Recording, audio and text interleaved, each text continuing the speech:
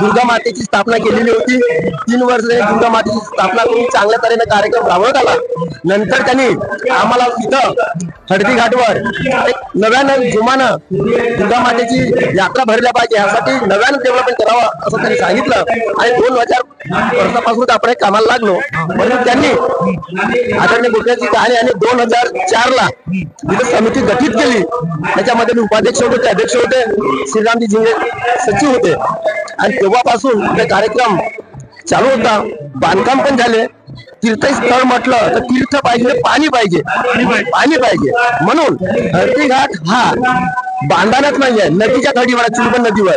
चुलबन नदीला 12 मास पाणी वाहत नाही आणि म्हणून पावसाळ्याचं पाणी अडवून उन्हाळभर पाणी राहायला पाहिजे अशी व्यवस्था शासनाने करावी म्हणून आमची त्यांना विनंती आहे की इथं कोणत्याही परिस्थितीत एक कोल्हापुरी बंधारा म्हणा किंवा आणखी आता पुलिया त्या पुण्याला लागून बंधारा म्हणा हवा आणि एकदम 12 महिने पाणी इथं राहावा की जेणेकरून तीर्थस्थळाला या देवस्थानचा इतिहास आहे। हळदीघाट या ठिकाणची माती ही हळदीसारखी होती आणि हळदीसारखी माती असल्यामुळे या हळदीघाट हा नाव या देवस्थानाला देण्यात आला। आता आम्ही सळकर्जुनी तालुक्यातील हळदीघाट हे देवस्थान प्रसिद्ध आहे आणि हे गोंदिया जिल्ह्यामध्ये येते आणि म्हणजे असं आहे की मुक्कामाने राहण्यासाठी लहान होऊन राहिले पाहुणे कोणाचे लग्नाचा समारंभ असेल, तेरवीचा असेल, अशा वेळेस या देवस्थानाचा उपयोग व्हायला पाहिजे। तर बडोले साहेबांना किती भक्त निवास व्हायला पाहिजे किंवा प्रफुल्लभाई पटेल यांना कोणती विनंती करा? प्रफुल्लभाई पटेल आणि किंवा बडोले साहेबांना मी एवढीच विनंती करेन की या ठिकाणी जेवढे त्यांच्या निधीमधून जास्तीत जास्त भक्त निवास देणे म्हणजे गोंदिया जिल्ह्यामध्ये सडक अर्जुनी परसोडी जे सडक आहे तिथून 2 किलोमीटरवरती हळदीघाट हे देवस्थान आहे। तर हळदीघाट हे पुरातन देवस्थान आहे, चुलबन नदीवरती हे बनलेलं आहे। तर या ठिकाणी जे समितीचे सदस्य त्यांच्याबरोबर आपण इतिहास जाणूया की हळदीघाटाचा इतिहास काय आहे आणि समोर हळदीघाटाचा विकास आपल्याला काय करायचा आहे। काय नाव सर तुमचं? माझं नाव श्रीराम झिंगे, मी या देवस्थानचा उपाध्यक्ष आहे आणि हा देवस्थान बऱ्याच पुरातन काळापासून सुरू आहे आणि या देवस्थानाला स्वरूप 2000 वर्षापासून समिती या ठिकाणी गठीत झाली आणि या देवस्थानाची सुरुवात सुरू आहे आणि या देवस्थानाला दर्जा काही मिळाला आणि नंतर बंद झाला होता, त्यामध्ये त्याचा विकास थांबलेला होता। आता त्यानंतर बडोले साहेबांनी पालकमंत्री असताना या ठिकाणी आम्हाला दर्जा मिळवून दिलेला आहे आणि त्यामुळे या ठिकाणी जे निधी येते ते एकदम अत्यंत कमी येते। तालुक्यामध्ये सळकर्जुनी तालुक्यामध्ये हा देवस्थान आहे। तुमची विनंती आहे जो जिल्हा नियोजन समिती आहे की त्याने तुमची विनंती आहे की जास्तीत जास्त निधी देऊ कारण की या सळकर्जुनी तालुका कव्हर होते, या ठिकाणी भाविक लोक येतात आणि विकास व्हायला पाहिजे त्याप्रमाणे या ठिकाणी निधी मिळत नाही तर जास्तीत जास्त निधी देऊन या देवस्थानाचा विकास व्हायला पाहिजे अशी आमची इच्छा आहे। मला सांगा हा दुर्गा आपला हळदीघाटचा इतिहास काय, तुमच्या आजोबांनी काय? या देवस्थानचा इतिहास आहे। हळदीघाट या ठिकाणची माती ही हळदीसारखी होती आणि हळदीसारखी माती असल्यामुळे या हळदीघाट हा नाव या देवस्थानाला देण्यात आला।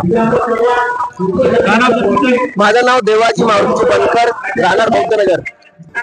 तुम्ही गोपीनाथजी गहाणे जुळलेले आहे? हो। तर आता गोपीनाथजी गहाणे आणि गोपीनाथजी गहाणे जुळलेले आहे? हो। तर आता गोपीनाथजी गहाणे आणि जे देवस्थान उभं केलेलं आहे त्यांच्या पाटील चव्हाण यांनी आम्हाला सांगितले की या ठिकाणी वरून येऊन या ठिकाणी त्यांनी डेव्हलप केलेलं आहे।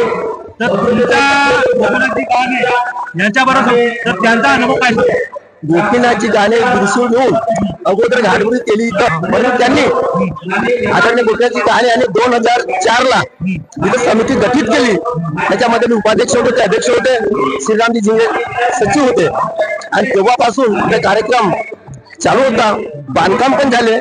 बांधकाम होत असताना जिल्हा नियोजन मधून त्यावेळेस शाळेच्या उपाध्यक्ष होत्या श्री अशोकजी लंगे कृषी समितीचे सभापती होते। त्यावेळेस दर्जा आल्यामुळे त्यांनी निधी आणून हा जो आपण इथं बसलेला हा सभा मंडप वगैरे त्या झालेला आहे। त्यानंतर तो दर्जा कमी करण्यात आलेला होता काय कारणास्तव। नंतर आदरणीय बडोले साहेब हे जेव्हा पालकमंत्री होते तेव्हा मला सांगा हल्दी घाट हा प्रसिद्ध देवस्थान आहे. हो सामोरसाठी तुमच्या भविष्यामध्ये कोणकोणती योजना? भविष्यामध्ये तीर्थस्थळ म्हटलं तर तीर्थ पाहिजे, पाणी पाहिजे, पाणी पाहिजे. म्हणून हळदी घाट हा बांधण्यात नाहीये, नदीच्या तडीवर, चुलबन नदीवर. चुलबन नदीला 12 मास पाणी वाहत नाही आणि म्हणून पावसाळ्याच्या पाणी अडवून उन्हाळभर पाणी राहायला पाहिजे अशी व्यवस्था शासनाने करावी. म्हणून आमची त्यांना विनंती आहे का इथं कोणत्याही परिस्थितीत ते कोल्हापुरी बंधारा म्हणा किंवा आणखी आता पुलियाच्या पुढ्याला लागून बंधारा म्हणा व्हावा आणि एकदम 12 महिने पाणी इथं राहावा की जेणेकरून तीर्थस्थळाला आपल्याला तीर्थ जल मिळू शकते. मला सांगा, पटोले साहेब आमदार निवडून आले आहेत आणि सत्तेमध्ये आहे. पटोले साहेबांना कोणती विनंती करायला या देवस्थानाच्या देवस्थानाच्या डेव्हलपमेंटच्या विकासाला आमची हेच विनंती राहील की जास्तीत जास्त या ठिकाणचा विकास झाला पाहिजे आणि नदीवर बंधारा झालाच पाहिजे अशी आमची देवस्थानाला विनंती आहे. आणि या ठिकाणी तीर्थस्थळाच्या हिशोबानं डेव्हलपमेंट व्हायला पाहिजे अशी आमची इच्छा आहे. तर मी धनंजय चव्हाण, हल्दीघाट इथं 24 भारत, धनंजय चव्हाण, गोंदिया हे पदाधिकारी आहेत. काय नाव सर तुमचं? रेशीम माळबुद्धे, संचालक. तर भविष्यामध्ये हल्दीघाटाची का प्लॅनिंग?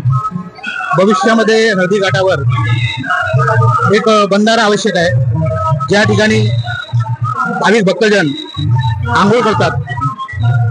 येणाऱ्या देवी देवता, तुमचं म्हणणं आहे की हरिद्वारला जसा आंघोळीचा जो आहे लोक दूरदूरून लोक येतात, म्हणजे असा आंघोळीचा एक हरिद्वारचा मिनी कोल्हापुरी बंधाऱ्यासारखा असायला पाहिजे. या ठिकाणी या देवळामध्ये टाईल्स वगैरे आणि बाजूला जो सपाटीकरणाचा जो भाग आहे तो व्हायला पाहिजे. अजून सोयी सुविधा म्हणजे या ठिकाणी वृक्ष लागवड व्हायला पाहिजे, त्यामुळे वृक्षारोपण व्हायला पाहिजे. त्यामुळे भाविकांना आणि गार्डन आणि वाटार जे आहे, वाटारमध्ये प्रकार आहेत. तर हा जो तीर्थक्षेत्र आहे हा क दर्जामध्ये आहे, तर तो क दर्जामध्ये यायला पाहिजे. त्यामुळे शासनाचा जास्तीत जास्त निधी या ठिकाणी येईल आणि आम्ही जास्तीत जास्त प्रमाणात या ठिकाणी विकासाची कामं करू. त्यामुळे माझी नक्कीच शासनाकडे अशी मागणी असेल. बडोले साहेबांना एवढीच विनंती आहे की आमचा हा जो तीर्थक्षेत्र आहे तो क क्षेत्रामध्ये क दर्जामध्ये आहे, तो ग दर्जामध्ये यायला पाहिजे. कोल्हापुरी बंधाऱ्याची आम्ही मागणी लावून धरलेली आहे, पण ती अजूनपर्यंत मागणी पूर्ण झाली नाही.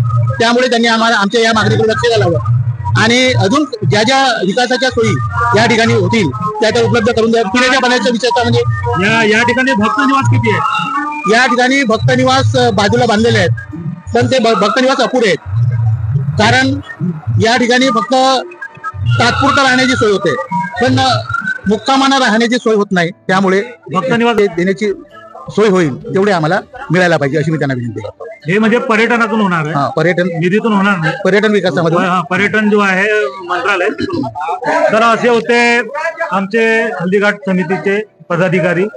माझी विनंती राहील की हे सडक अर्जुनीमध्ये हल्दीघाट हा देवस्थान प्रसिद्ध आहे आणि भक्ती निवास, कारण की तेली घाटपुरी हे गाव एकदम दाट लोक वस्तीचे गाव आहे. पुण्याच्या इथं लग्न असेल, तेरवी असेल, कार्यक्रम असेल, राहण्याची व्यवस्था नाही. तर अशा लोकांना अगर इथं कमीत कमी 5 भक्ती निवास अगर बांधकाम झालं तर चांगली व्यवस्था होऊ शकते.